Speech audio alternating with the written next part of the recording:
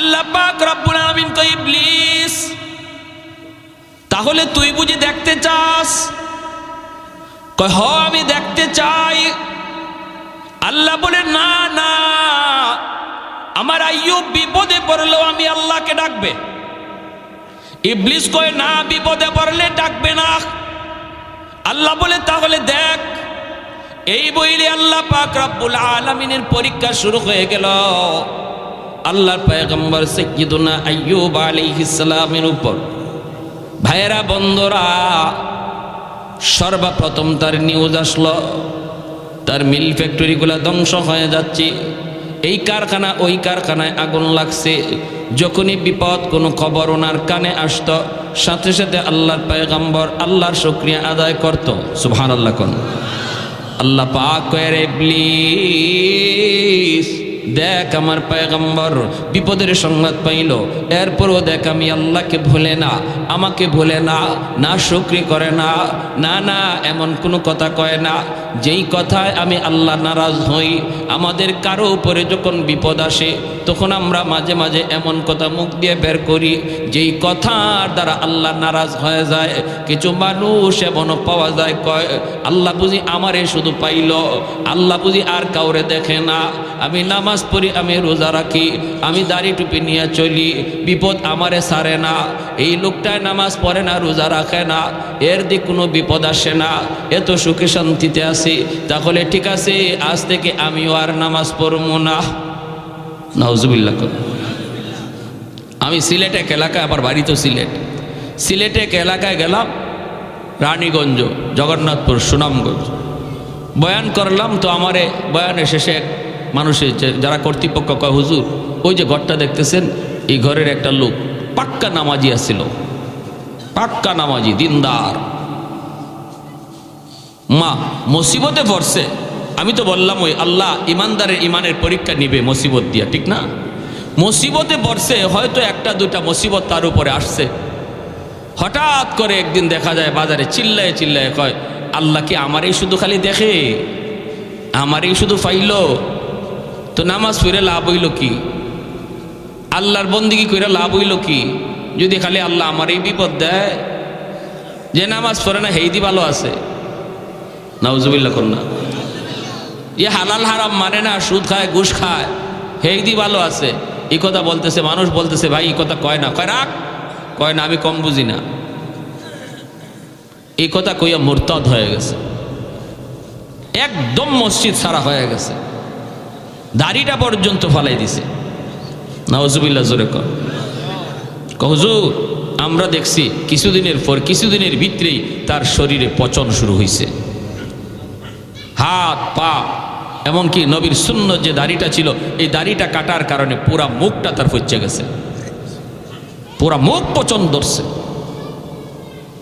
এই আল্লাহর বান্দা শোনো, আমি একটা ইবাদত আল্লাহর একটা গোলামি পারতেছি না, কিন্তু আমি মনে মনে দুর্বল, আমি আল্লাহর কাছে আসামি। আল্লাহ আমি এটা করা দরকার ছিল, আল্লাহ আমি পারতেছি না, আল্লাহ তুমি আমারে মাফ করো, আমারে করার তৌফিক দাও, আল্লাহ আমারে দাড়িটা রাখার তৌফিক দাও, দাড়িটা রাখা দরকার। এইভাবে যদি একটা মানুষের অন্তরে এরকমভাবে অপরাধী ভাব থাকে, আল্লাহ তারে একদিন দাড়ি রাখার তৌফিক দিয়ে দিবে। কিন্তু একজন মানুষ যদি দাড়ি, আবার কি দাড়ি না রাখলে কি হয়েছে, এই ধরনের কথা যদি কয়, সাথে সাথে সে বেঈমান হয়ে যায়, সাথে সাথে বেঈমান। এজন্য আল্লাহ নবী বলেছেন একটা জমানা আসবে এমন, যেই জমানায় সকালবেলা মুমিন, বিকালে হবে কাফির। সে কোন কথার কারণে কাফির হইছে এটা নিজেও বুঝবে না। ইউসবিহুর রাজুলু মুমিনা ওয়া ইউমসি কাফিরা। আল্লাহ নবী বলেন সকাল বিকালে তার ঈমান উলটপালট হবে, সে বুঝবে না এই ধরনের কথার দ্বারা। আমি মসজিদে যাইতে পারি না, আল্লাহ আমাকে তুমি জামাতে নামাজ পড়ার তৌফিক দাও, এই কথা বলা, আল্লাহ আমার সুযোগ তৈরি করে দাও, আল্লাহ আমি বহুত বড় অপরাধী, আল্লাহ আমি গুনাহটা এখনো ছাড়তে পারতেছি না, আল্লাহ আমারে ছাড়ার তৌফিক দাও। এই কথা যে মানুষটা অন্তর থেকে কয়, আল্লাহ তারে মৌতের আগে আগে গুনাহ থেকে মুক্ত কইরা আল্লাহ তার ওলি বানায়া কবরে নেয়। আর গাউরামি করলে এর মরণ হয় বেঈমানের হালতে। এজন্য ইসলামের কোনো বিধান নিয়ে গাউরামি করা যাবে না, বা কেউ করতেছে তার টিটকারি করা যাবে না। দাড়িওয়ালা একজন মানুষ ভুল করতে পারে, কিন্তু যদি আমি বলি ইজাদ দাড়ি রেখে কি হইতো, দাড়ি রেখে মিথ্যা কথা কয়, আপনি দাড়ির উপরে কথা বললেন কেন? এইরকম দাড়ি রেখে কি হইতো, এইরকম নামাজি হয়ে কি হইতো, এই ধরনের কথা বলার দ্বারা ওই যে নবী বলছেন সকালে ছিল ইমানদার, বিকালে হয়ে গেছে কাফির। বুঝে আসছে ভাই? বুঝছেন? একজন আলেম ভুল করতে পারে, একজন আলেম ভুল করতে পারে, কিন্তু আলেমের ভুলের কারণে যদি কেউ কয় মোল্লা মুন্সি হইয়া কি হইতো, মোল্লা মৌলবী একটাও ভালো না, মৌলবী জাতি ভালো না, তাহলে ওইব কি জানেন? রাইসুল মুফাসসিরিন আব্দুল্লাহ ইবনে আব্বাস রাদিয়াল্লাহু তাআলা আনহু, এই উম্মতের ভিতরে যিনি সবচেয়ে বড় মুফাসসির ছিলেন, যিনি আল্লাহর কালাম সবচেয়ে বেশি বুঝছেন, আমার নবীর আপন চাচাতো ভাই রাইসুল মুফাসসিরিন আব্দুল্লাহ ইবনে আব্বাস রাদিয়াল্লাহু তাআলা আনহু বলেন, এ যত বড় হাজি হোক, যত বড় নামাজি হোক, মরণের সময় বেঈমান হইয়া মরবে। আর কবরে রাখার পরে তার মুখটা যদি মানুষ কিবলামুখী কইরাও রাখে, আমি চ্যালেঞ্জ দিয়া বললাম, আমি আব্দুল্লাহ চ্যালেঞ্জ দিয়া বললাম, কবর খুদো, এখন দেখো তার চেহারা অটোমেটিক কিবলা থেকে ঘুরে গেছে, কিবলা থেকে ঘুরে গেছে। যারা উলামায়ে কেরামের উপরে, আলেম সমাজের উপরে খারাপ ধারণা রাখে, আব্দুল্লাহ ইবনে আব্বাস বলেন, আমি আব্দুল্লাহ কসম করে বলি, তোমরা তার কবর খুঁজো, দেখবা পশ্চিম দিকে তার কিবলা নাই, তার মুখ নাই, তার মুখ অটোমেটিক ঘুরে গেছে কিবলা থেকে। সাবধান। এজন্য আমার ভাইয়েরা, বন্ধুরা, কথা বলতে হিসাব করে বলতে হবে। জবান যত কম চালাবো তত মুক্তি পাবো। মান সমাতা নাজা, যে কথা কম বলবে সে তত মুক্তি পাবে, যে কথা তত বেশি বলবে সে তত বেশি ধরা খাবে।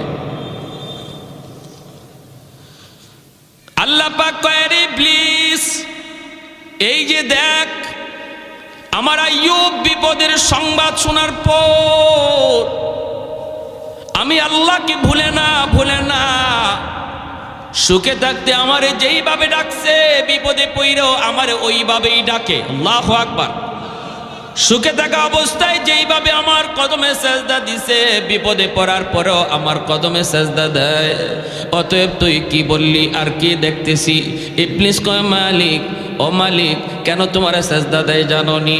বিপদের সংবাদ শুই না তো কোনো লাভ নাই, রাজত্ব এখনো আছে। আল্লাহ পাক রব্বুল আলামিন রাজত্বটাও আল্লাহ কেড়ে নিয়ে নিলেন। এরপরও নবী আল্লাহকে ডাকে, আল্লাহর কদমে সেজদা দেয়। ইবলিস কয়, সব কিছু নিয়ে গেছো, এরপরও তোমারে ডাকে কেন জানোনি? কারণ হলো এখনো তার 6টা ছেলে আছে, জোয়ান ছেলে। এই 6টা ছেলে যেই বাবার আছে, এই বাবার আবার টেনশন কিসের? একদিকে যাবে আরে একদিকে জুড়াবে, একদিকে ক্ষয় হবে আর একদিকে আয় হবে। কারণ 6টা ছেলে আছে, জোয়ান তরতাজা টাটকা যুবক। এজন্যই নবী তোমার শুকরিয়া আদায় করে, এজন্যই এখনো তোমার গোলামি করে। ইবলিস কত বড় শয়তান চিন্তা করেন। পরীক্ষা কঠিন করতেছে না? আল্লাহ পাক কয়, তাহলে দেখবি না? কি কয়, দেখব। 6টা ছেলে এক জায়গায় এক ঘরের মধ্যে ঘুমন্ত ছিল রে আল্লাহর গোলাম। সাত ভেঙ্গে 6টা ছেলে এক রাতেই মারা গেল, শহীদ হয়ে গেল। 6টা ছেলের মৃত্যুর সংবাদ যখন নবীর কাছে আয়, বাবার কাছে যখন সন্তানের মৃত্যু সংবাদ আসে, পৃথিবীতে এর চেয়ে বড় কষ্টের কোনো সংবাদ হয় না। যেই বাবার কাঁধে সন্তানের লাশ ওঠে, পৃথিবীতে এর চেয়ে ভারী কোনো বোঝা হয় না। এই বাবাই শুধু বুঝে এই বোঝাটা কত ভারী। যেই বাবার কাঁধে সন্তানের লাশ উঠে, যেই মাত্র নবীর কাছে পরপর 6টা ছেলের ইন্তেকালের খবর নবীর কাছে আসলো, তখনও নবী আল্লাহর নাশুকরি করে না, তখনও আল্লাহর গোলামি করে, আল্লাহর প্রশংসা করে। আল্লাহ পাক কইর, ইবলিস দেখ, তাকা দেখ, আমার পয়গম্বর এত বড় বিপদের খবর, এরপরও আমি আল্লাহকে ভুলে না। ভাইরে, যা বলতেছি একটু দিলের কান দিয়া কথাগুলি শুনুন।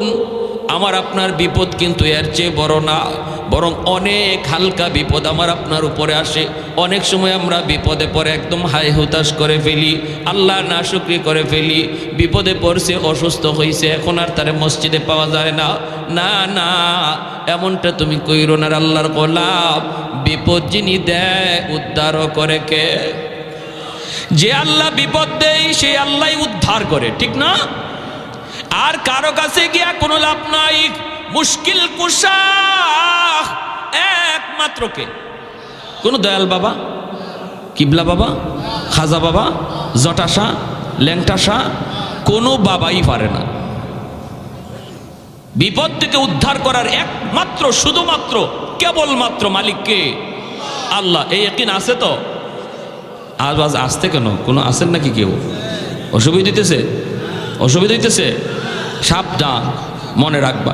আমরা মায়ার নবী, রহমতের নবী রওজা শরীফ জিয়ারত করি। মদিনা শরীফ যারা গেছেন দেখবেন নবীজি রওজা শরীফ জিয়ারত করছেন, জিয়ারত করে আপনি মোনাজাত উঠাইছেন।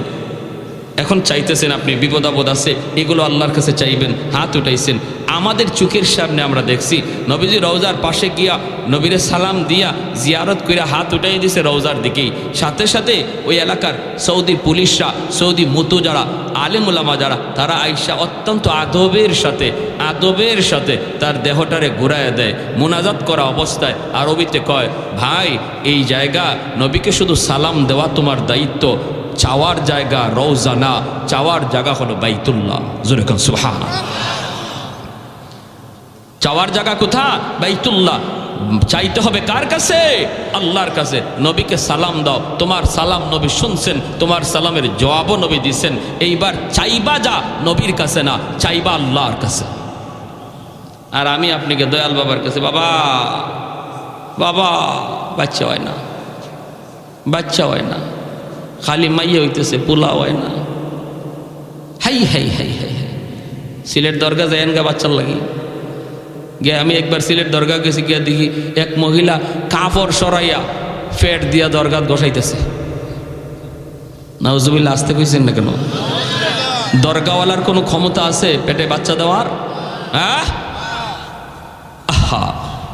এজন্য আল্লাহ নবী বলেছেন, ইউসবিহুর রাজুলু মুমিনা ওয়া ইউমসি কাফিরা।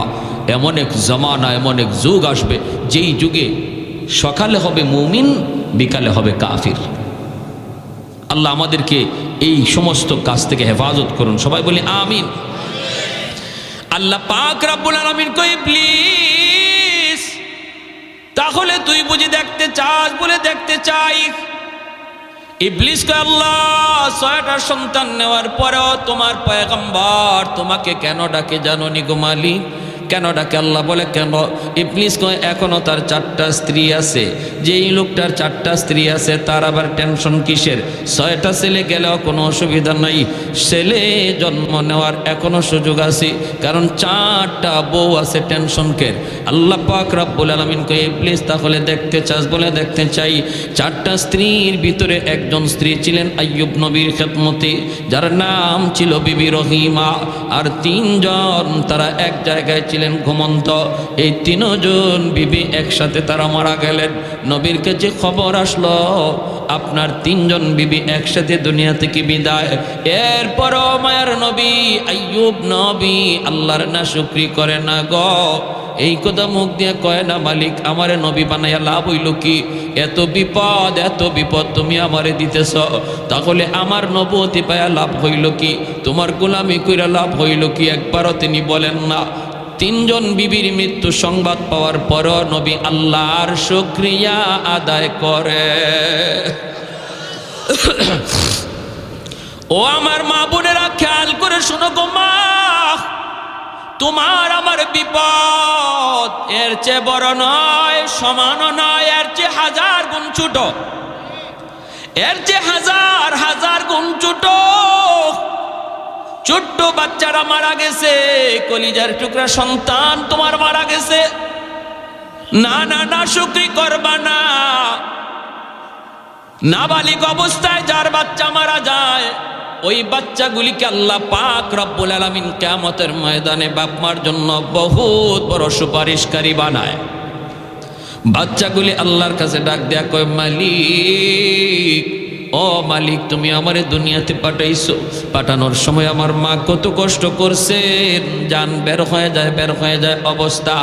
এরপরে আমি দুনিয়াতে আসলাম, এত কষ্ট আমি মাকে দিলাম, কিন্তু মার কোনো খেদমত আমি করতে পারলাম না, আমার মা ঋণ আমি শোধ করতে পারলাম না।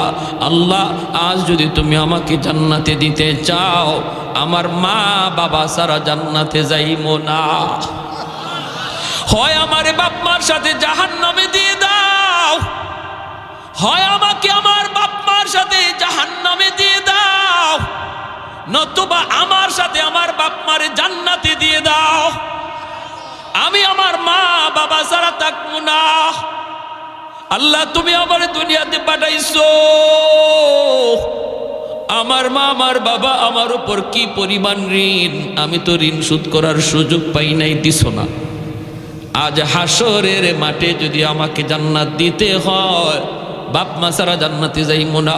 রব্বুল আলামিন তখন বলে, বান্দারে আমি আল্লাহর আদত হচ্ছে জাহান্নামীকে জান্নাতে দেওয়া, কিন্তু কোনো জান্নাতীরে জাহান্নামে দেওয়া এটা আমার আদত না। বান্দা তুমি তো জান্নাতি, তোমাকে আমি জাহান্নামে দিতে পারি না, ঠিক আছে নেও তোমার সুপারিশে বাপ মারেও জান্নাত দিয়া দিলা।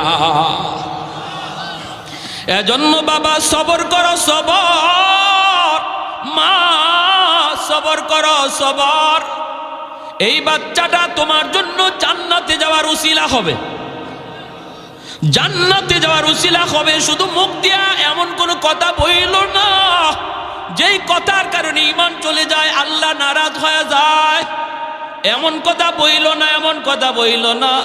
আল্লাহর দোহাই তুমি এমন কথা বইল না। মৃত্যু সংবাদ শুনছো, ইন্না লিল্লাহি ওয়া ইন্না ইলাইহি রাজিউন কয়া তুমি দোয়াটা পড়ো।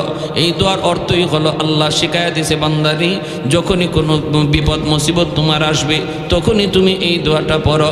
মানুষের জীবনের সবচেয়ে বড় মুসিবত হলো মৃত্যু সংবাদ, এই জন্য এই দোয়াটা আমরা পড়ি। এর অর্থ হলো বান্দা, এর অর্থ হলো কি জানেন? আমি যখন বলি ইন্না লিল্লাহি ওয়া ইন্না ইলাইহি রাজিউন, এর অর্থই হলো ভাইরে তুমি যাও, আমি তোমার পিছনে আসতেছি। বাবা যদি ছেলের মৃত্যুর সংবাদ পায় কই ইন্না লিল্লাহ, আল্লাহ আমরা সবাই তোমার, বাবা তুমি যাও, আমরা সবাই এক পথের প্রতীক, তুমি আগে যাও, আমি তোমার পিছনে আসতেছি। কেউ থাকার জন্য আসে নাই রে আল্লাহর গোলাম, কেউ থাকতে আসে নাই, থাকবার চেষ্টা করেও থাকা যায় না, যেতেই হবে। এজন্য সন্তানের মৃত্যু সংবাদ শোনার পরও তুমি না শুকরিমূলক কথা বইল না, আপনজন প্রিয়জনের কোন মৃত্যু সংবাদ শুইনও না শুকরিমূলক কথা বইল না। আইয়ুব আলাইহিস সালাম যখন তিনি তার তিনটা বিবির মৃত্যু সংবাদও পাইলেন, এরপরও তিনি একবারের জন্য না শুকরি করলেন না, আল্লাহর শুকরিয়া আদায় করেন। আল্লাহ পাক কয়, এরে ইবলিস তাকায় দেখ আমার পয়গম্বর এত বড় বিপদেও আমি আল্লাহকে ভুলে না। ইবলিস কয়, মালিক জানোনি কেন? ইবলিস কয়, সম্পদ নিয়ে গেছো, রাজত্ব নিয়ে গেছো, ছেলে নিয়ে গেছো, বিবি নিয়ে গেছো, এরপরও তোমারে কেন ডাকে জানোনি? কারণ হলো তারে তুমি এখনো সুস্থ রাখছো। কি কয়? এখনো তারে সুস্থতার নিয়ামত তুমি তারে দিয়া রাখছো। দেহটা তার পুরাপুরি সুস্থ, যার দুইটা হাত আছে সে কোনো গরিব না, যার দুইটা পা সুস্থ আছে সে গরিব না, সে গরিব হতে পারে না, অসহায় হতে পারে না। সুস্থ দুইটা হাত যার আছে সে কোনো দিন অসহায় না, ঠিক কিনা যেরকম? সুস্থতার নিয়ামত তুমি দিয়া রাখছো, সুস্থ বানায় দেখো, তোমাকে ভুলে যাবে আর তোমার নাম নিবে না। আল্লাহ পাক রব্বুল আলামিন কয়, তাহলে তুই বুঝি দেখতে চাস? বলে দেখতে চাই। আল্লাহ পাক রব্বুল আলামিন এইবার আইয়ুব আলাইহিস সালামের শারীরিক অসুস্থতা আল্লাহ ফালায়া দিলেন। সারা শরীরের প্রতিটা পশমের গোড়া গোড়া ফুসকা উঠে গেল। এই ফুসকার ভিতরে পোকা জন্ম নিল। সারা শরীরের এমন কোনো পশমের গোড়া নাই যেই গোড়া দিয়ে ফুসকা উঠে নাই, একটা পোকা জন্ম নেয় নাই। সারা শরীরের মধ্যে দুর্গন্ধ ছড়াইতে লাগলো, শরীর পচে গেছে।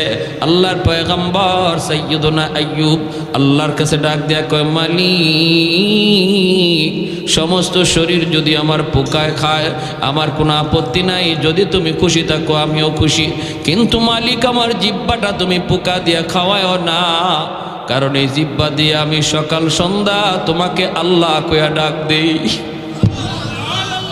আল্লাহ কইয়া ডাকি, আমার কোনো কষ্ট লাগে না। আল্লাহু আকবার।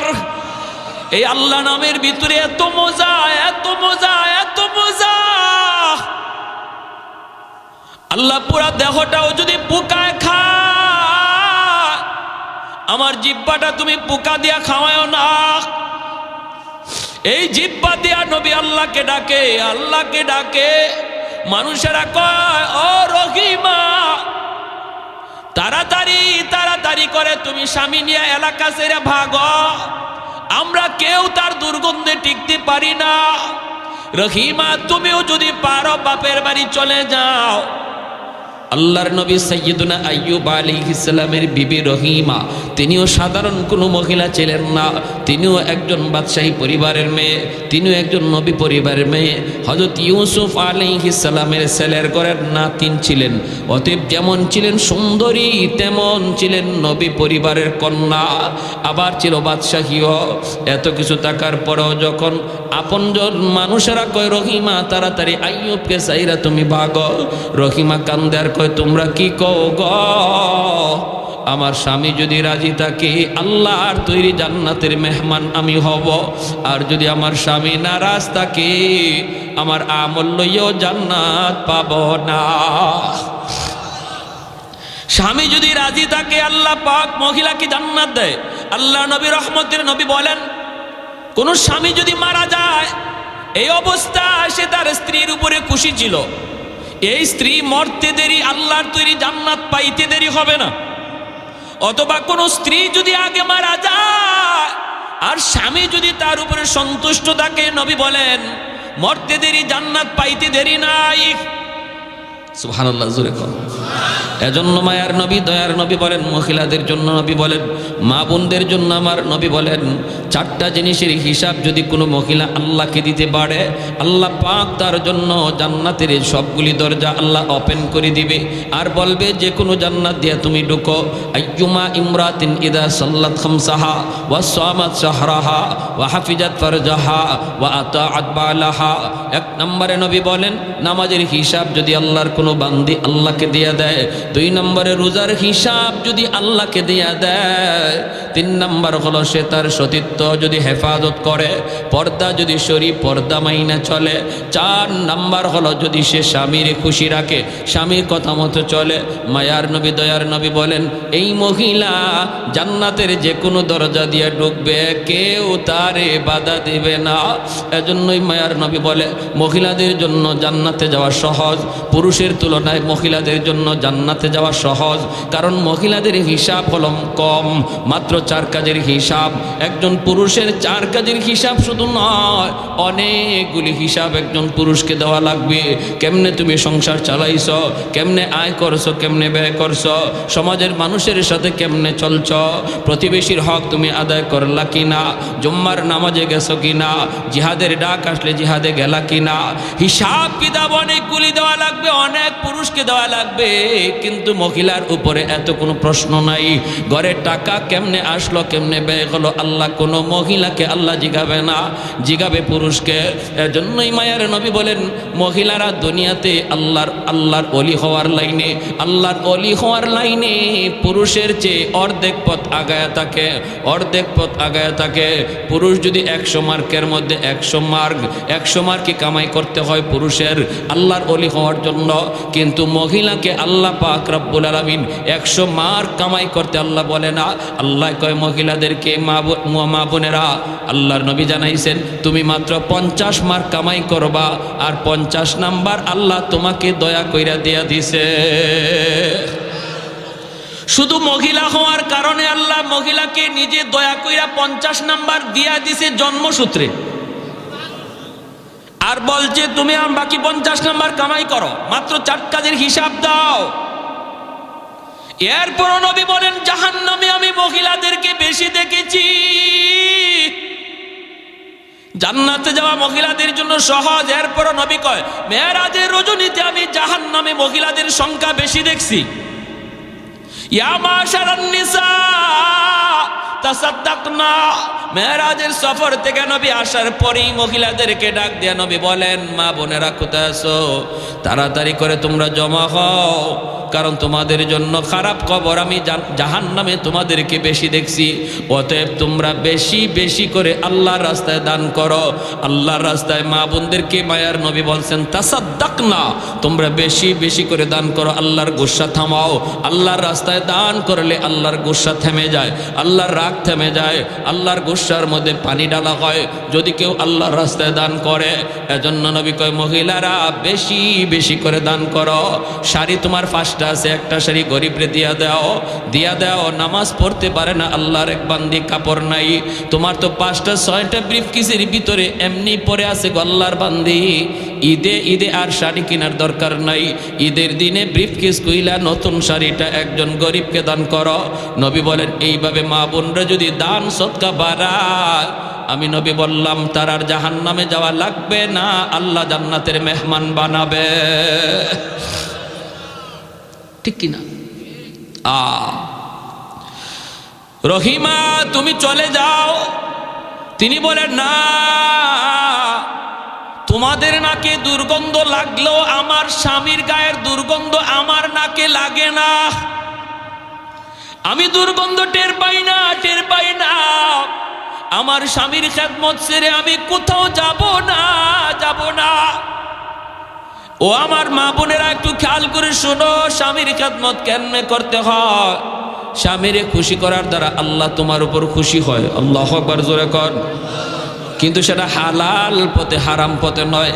স্বামী যদি কয় মার্কেটে চলো বোরকা সারা, এটা তুমি স্বামীর সাথে প্রোডাকশন করো। তুমি কইরো স্বামী গো বোরকা সারা বেপরদায় আমাকে তুমি বের কইরো না।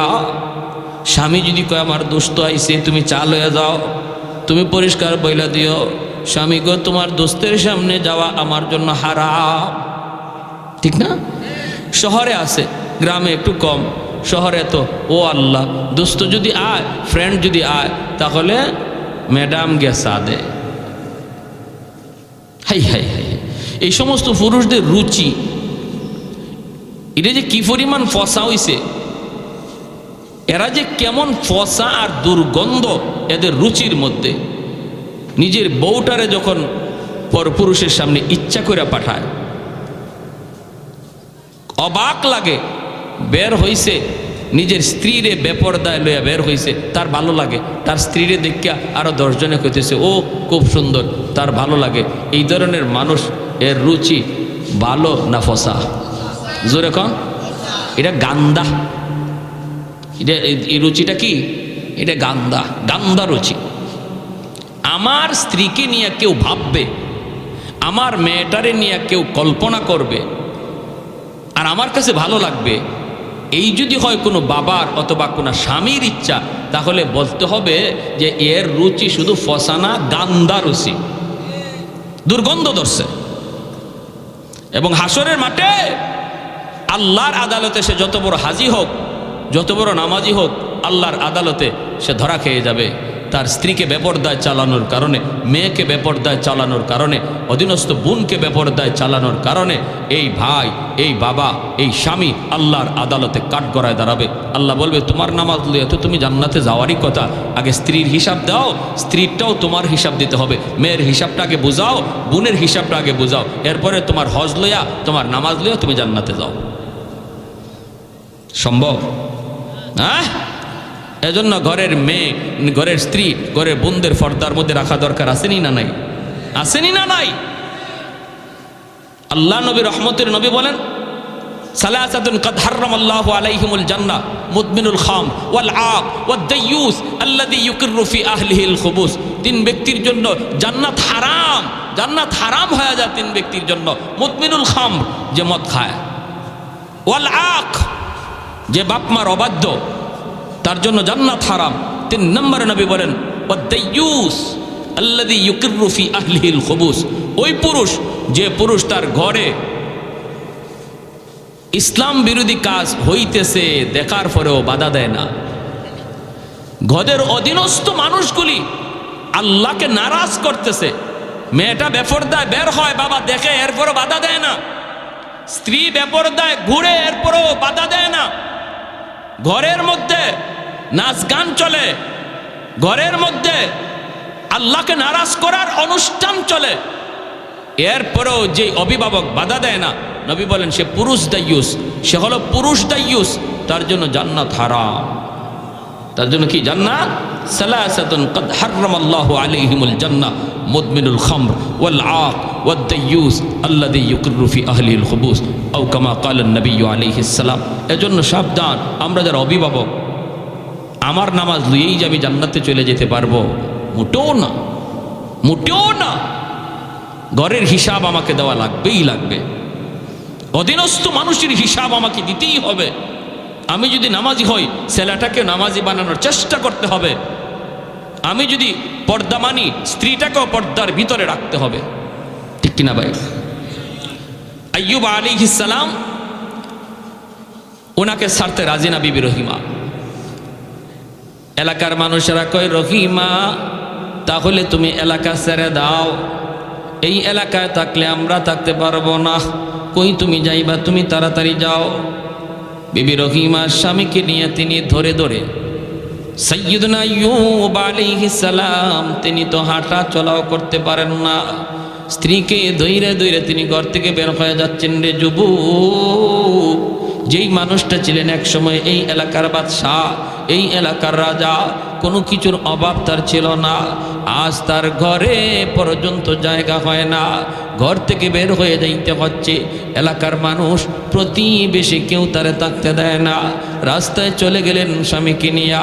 পথিকেরা কয়, রহিমা রাস্তায় তুমি যাইকো না, আমরা এই রাস্তা দিয়ে হাঁটাচলা করি, যদি রাস্তায় তুমি অবস্থান করো, আমরা দুর্গন্ধের কারণে রাস্তা দিয়ে হাঁটতে পারি না। আল্লাহর পয়গম্বর সাইয়্যিদুনা আইয়ুব আলাইহিস সালামকে নিয়ে বিবি রহিমা তিনি চলে গেলেন মাঠে। মাঠে চলে যাওয়ার পর কৃষকেরা দৌড়ায় আসছে। কৃষকেরা আয়া কয়, রহিমা গ, এখানে মাঠে যদি অবস্থান করো তাহলে আমরা কাম কাজ করতে পারবো না, তুমি অন্যত্র কোথাও চলে যাও। তাম পৃথিবীটা যেন ছোট হয়ে আসলো। যেই মানুষটা এই এলাকার এক সময় রাজত্ব করতেন, আজ তার কোথাও জায়গা হয় না রে। ঘরে জায়গা নাই, রাস্তায় জায়গা নাই, মাঠেও জায়গা হয় না। আল্লাহর বান্দি স্বামীকে নিয়ে তিনি জঙ্গলের দিকে রওনা দিলেন। জঙ্গলের কাছে যায় দেখেন একটা ডাস্টবিন। এলাকার মানুষেরা এই জায়গায় ময়লা ফালায়, এই ডাস্টবিনের কাছে অনেক দুর্গন্ধ, ডাস্টবিনের দুর্গন্ধ। বিবি রহিমা মনে মনে ভাবতেছে, স্বামী গ, ও স্বামী, কোথাও তো জায়গা হয় না, কেউ থাকতে দেয় না, বসতে দেয় না।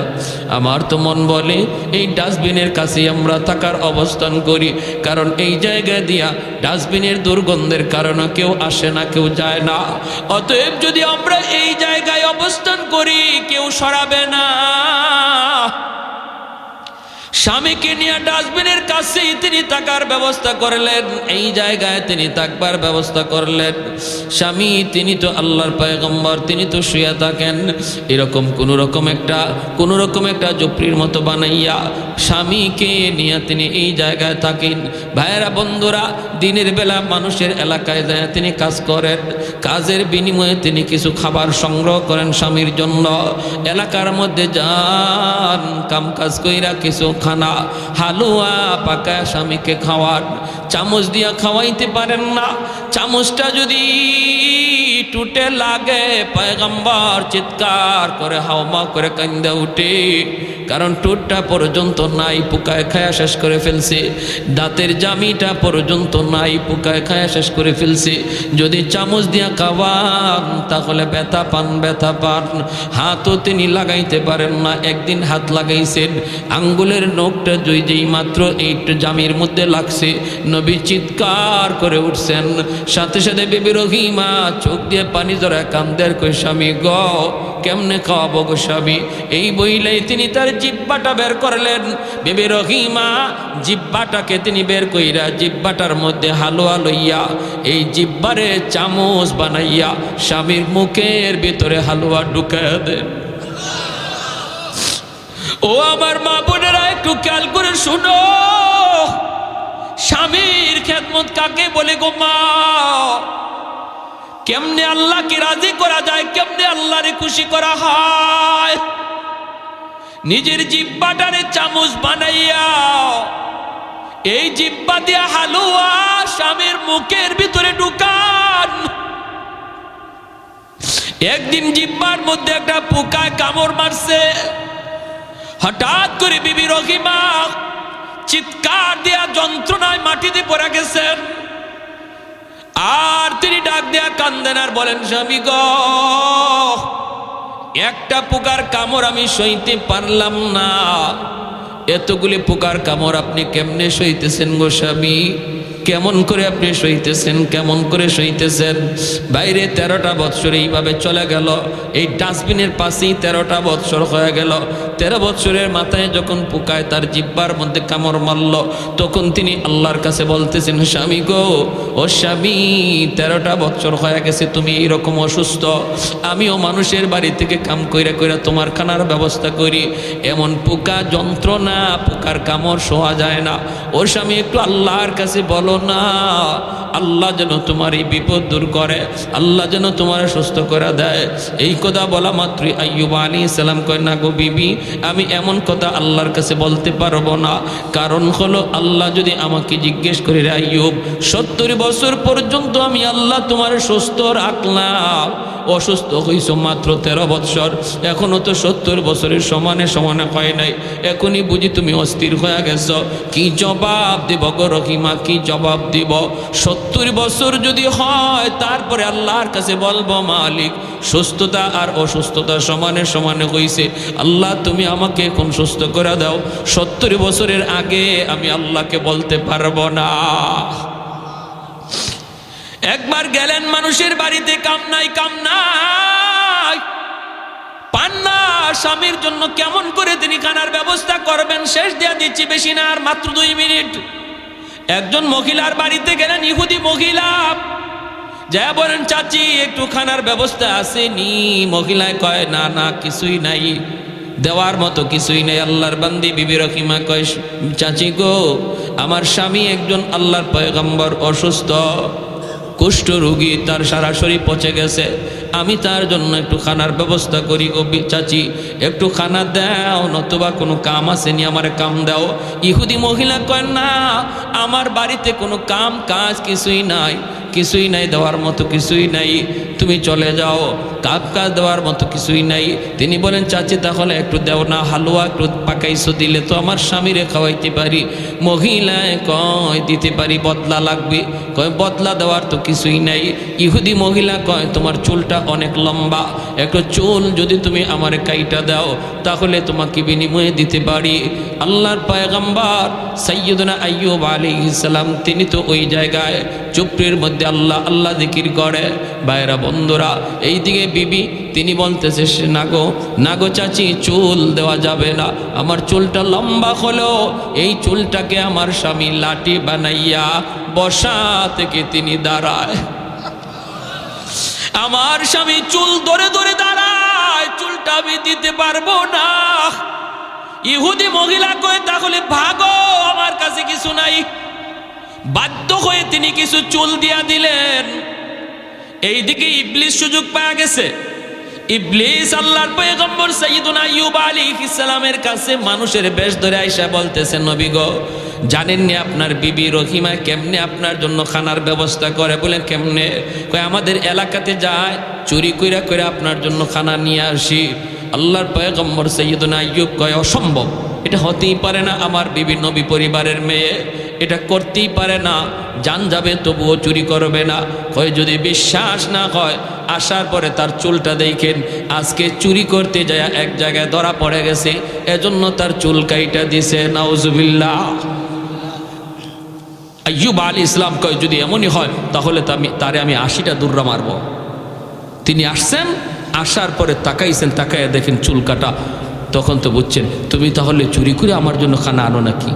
বলে আল্লাহর নবী গো, খুদার কসম আমি এমনটা করি নাই, আমি এমনটা করি নাই। তাহলে কে বলছে?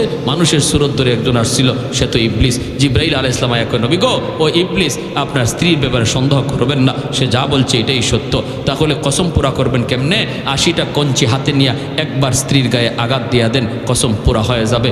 ওই অবস্থায় আল্লাহ পাক রব্বুল আলামিন জিব্রাইলকে পাঠাইছে, জিব্রাইল যাও তো আমার আইয়ুবকে যে সালাম দাও। জিব্রাইল আমিন এসে সালাম দিছে। নবী সালামের জবাব দিতে একটু দেরি হয়ে গেছে। জিব্রাইল আমিন কয় নবী গো, আপনি যদি সালামের জবাব দিতে দেরি করেন উম্মতে করব কি, উম্মতে করব কি? তখন আইয়ুব আলাইহিস সালাম কয় ভাই জিব্রাইল, আমি জবাব সাথে সাথেই দিতে চাইছিলাম, কিন্তু ওই মুহূর্তে আমার জিব্বার মধ্যে একটা পোকা মাত্র উঠছে খানা খাওয়ার জন্য।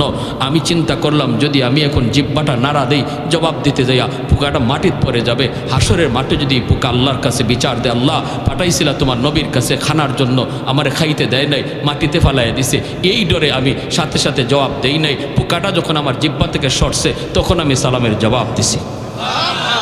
আল্লাহ কয় জিব্রাইল কেমন জবাব পাইছো? আল্লাহ এই জমিনে এত সুন্দর জবাব আল্লাহ আমি জিব্রাইলের মনে পড়ে না আর কেউ দেয়। আল্লাহ তুমি রহম করো তোমার নবীর উপর। আল্লাহ কয় তাহলে আমার নবীরে কও হাঁটুতে নিজের পা দিয়ে যেন মাটিতে আঘাত করে, পায়ের গোড়ালি দিয়ে যেন আঘাত করে। জিব্রাইল কয় নবী গো, পায়ের গোড়ালি দিয়ে আঘাত করেন। বলে আমার তো গোড়ালিই নাই। বলে যা আছে তা দিয়ে আঘাত করেন। আঘাত করতেই জমজমের পানির মতো পানি উঠতে শুরু হলো। আল্লাহ বলতেছে জিব্রাইল বলো আমার পয়গম্বরকে এই পানিটা যেন খায়, এই পানিটা যেন শরীরে লাগায়। খাওয়া মাত্র আর শরীরে মুসা মাত্রই সমস্ত পোকা জরজরাইয়া পড়ে গেছে। 18 বৎসর পর, কয় বৎসর পর? কি বুঝেন?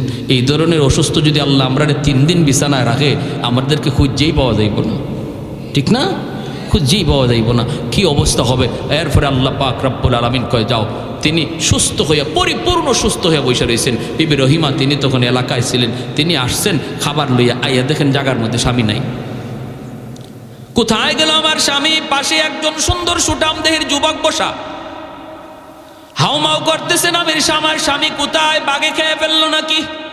দৌড়ায় গেছেন আইয়ুব আলাইহিস সালাম। তিনি তো 25 বছরের এখন পূর্ণ যুবক, আল্লাহ তারে বানায় দিছে। সুন্দর সুঠাম দেখের পূর্ণ যুবক।